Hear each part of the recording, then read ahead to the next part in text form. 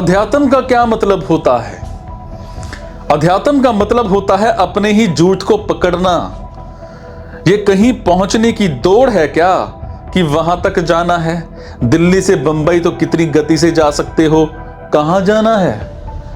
अंदर जो खुराफात चल रही है, खुद को ही जो बुद्धू बना रखा है, उसको देखने के अलावा कुछ भी नहीं होता है अध्यात्म। लेकिन वो चीज सीधी साधी है, पर प्रभावी है, इफेक्टिव है, अपना काम कर देती है। और यही समस्या है सेल्फ ऑब्जर्वेशन, मतलब आत्म अवलोकन।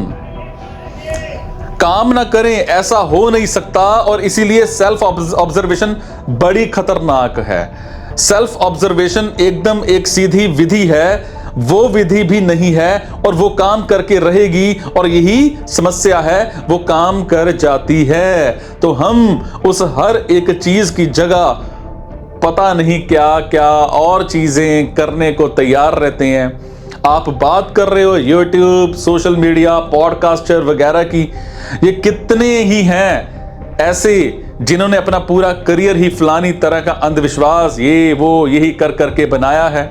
और करियर नहीं बन सकता अगर आप सीधे बस ये बोल दो, look at yourself, face the mirror, अपने आप को देखो, दर्पण का सामना करो। और अध्यात्म इसके अलावा कुछ नहीं है। आप लोगों को बड़ा अजीब लगता है ना जब मैं बोलता हूं फेस द मिरर। अरे इसके अलावा कोई आध्यात्मिक विधि होती नहीं। और आपको बड़ा अच्छा लगता है जब दुनिया भर की ऊट पटांग बातें बताई जाती हैं। पूर्णिमा की रात को शमशान में बैठ जाओ, ताजा ताजा मरी एक जवान लड़की की चिता के बगल में बैठ जाओ, वहां बैठ करके चरस फूको, तत्काल मोक्ष मिलेगा। क्या तुम्हें ही नहीं, उस लड़की को भी जोड़े में स्वर्ग पहुंचोगे, क्योंकि मुक्ति माने तो स्वर्ग ही होता है ना। बड़ा ऐसा लगेगा गजब। बोलो, इसका थंबनेल भी ऐसा रंगीन होगा।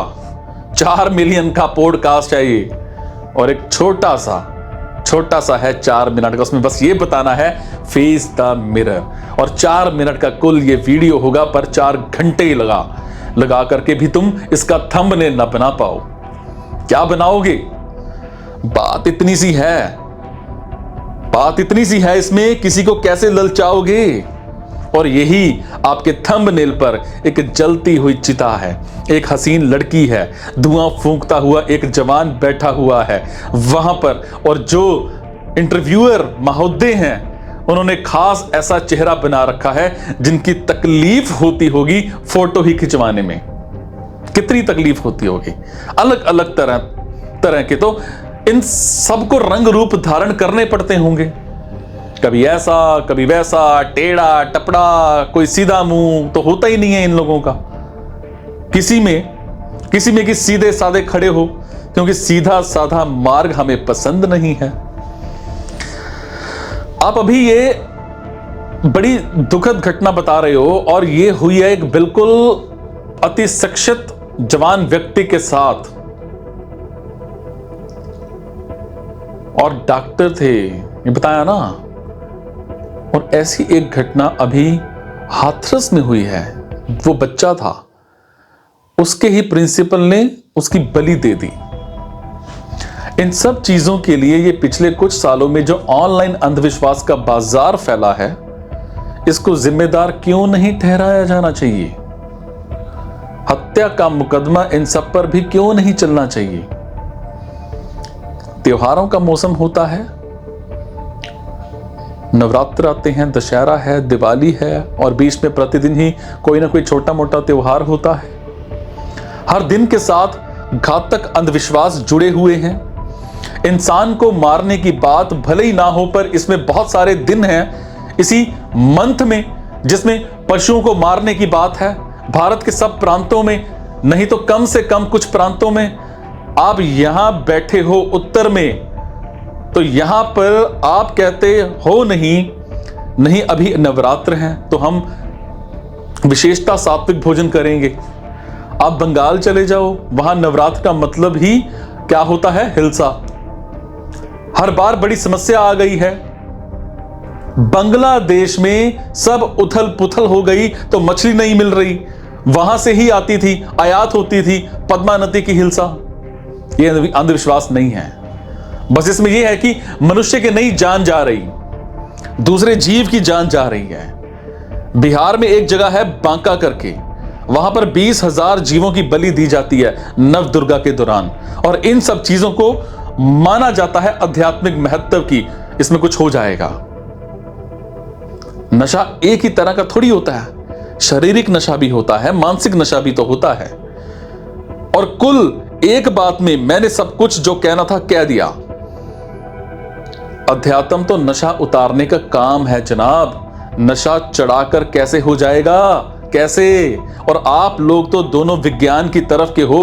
विज्ञान तो प्रयोग पर चलता है, और प्रयोग का मतलब है एक बार दो बार जिस चीज को देख लिया, पता है कि वही चीज अपने आप को दोहराएगी, कुछ नया तो हो नहीं जाएगा उसमें।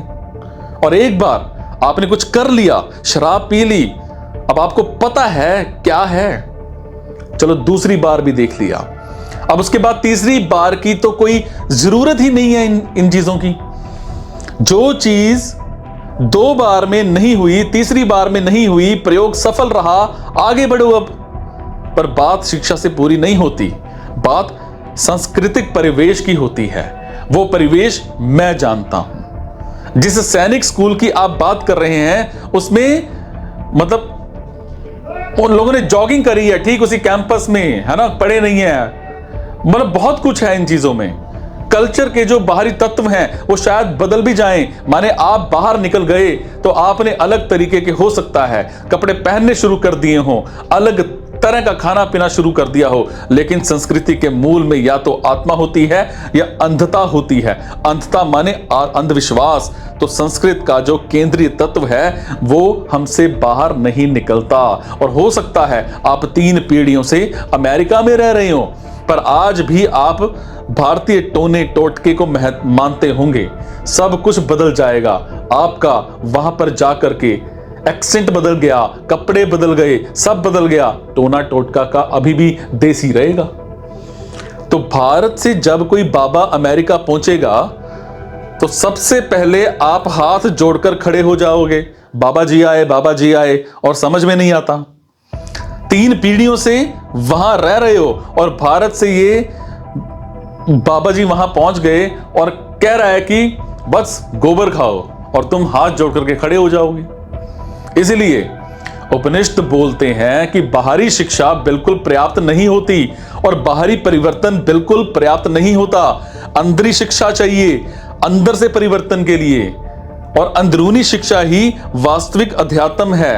अंदर जो है उसको देखो। अंदर माने अंदर कोई भूत प्रेत जिन नहीं बैठा है, उसको देखना है। अपने यही जो कर्म है भर के यही देखने हैं, कामना, अहम और कर्म। और क्या देखोगे इसके अलावा कुछ है देखने को? और यही अध्यात्म है।